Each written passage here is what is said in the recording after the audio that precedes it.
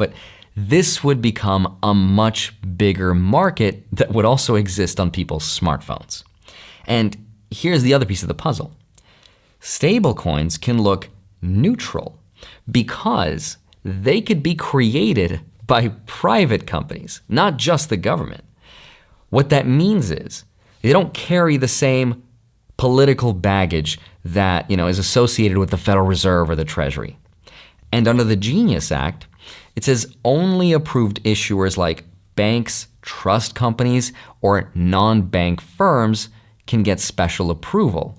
They can issue regulated dollar-backed stablecoins in the United States. So if Apple or Meta wanted to, they could create their own currency like MetaCoin, right?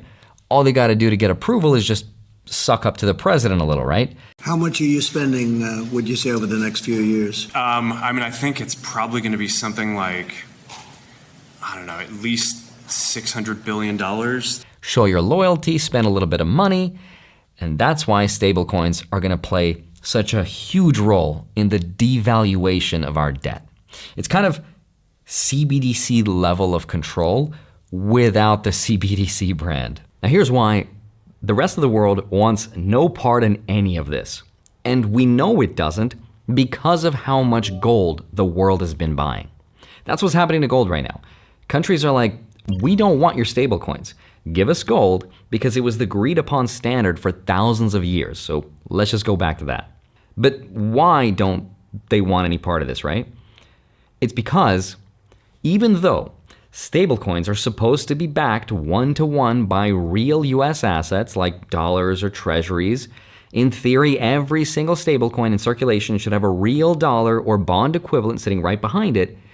The problem is there's no way for a person or a foreign government to audit that claim with 100% certainty.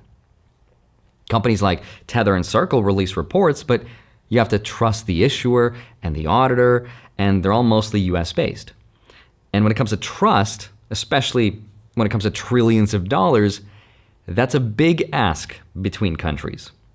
Even if one day blockchain technology makes it possible to fully audit those reserves in real time, that still doesn't really solve the bigger problem, which is that the US can always change the rules.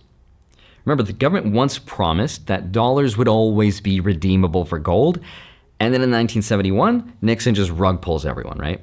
That link was cut. So from the world's perspective, that was kind of like the ultimate rule change, right?